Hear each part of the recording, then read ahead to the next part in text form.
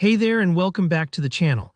If you're looking to create powerful custom map visuals in Power BI, something that goes way beyond the basic map options, this tutorial is for you.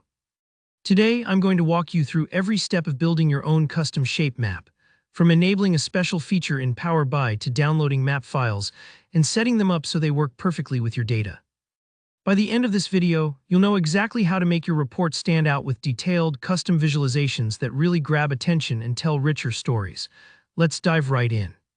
First things first, we need to enable the shape map visual in Power BI because it's a preview feature and not turned on by default. So open up Power BI Desktop, then go up to the File menu and choose Options and Settings, and then just click on Options. It's almost like we're unlocking a hidden tool chest here. On the left side of the dialog that appears, you'll see Preview Features. Go ahead and click that. Inside, just find Shape Map Visual and check that box. This whole process gives us access to some really cool mapping tools that aren't standard, so definitely don't skip it. Once you've done this, Power BI will ask you to restart. Go ahead, this is totally normal, and it just helps Power BI refresh itself with your new settings. Now with Power BI reopened, it's time to add the shape map visual into your report. So look at the Visualizations pane on the right and find the icon that looks kind of like a little globe.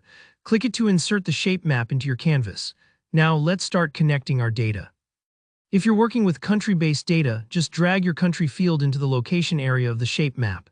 This tells Power BI which parts of your map should light up based on your data. For an extra rich visualization, let's also bring in some values, maybe sales for example, and drag that into the color saturation area. What this does is color code the countries based on the sales values, so you can instantly spot trends, hot spots, or areas needing attention. It's a really intuitive way to communicate your insights, but here, where it gets exciting, maybe the default map just isn't detailed enough for your needs, or you want to highlight cultural regions, natural areas, or even custom boundaries. We can do that by bringing in our own custom maps. So pop over to Google and search for a map that matches what you need. Start by typing in natural download map, or if you need, search for cultural download map. You're looking for downloadable zip files, which typically contain the geographic data we need. Once you've downloaded a zip file, we need to convert it into a format Power BI understands. For that, open your browser and go to mapshaper.org. Just search Mapshaper in Google and it should be the first link. This site lets you convert and simplify map files easily.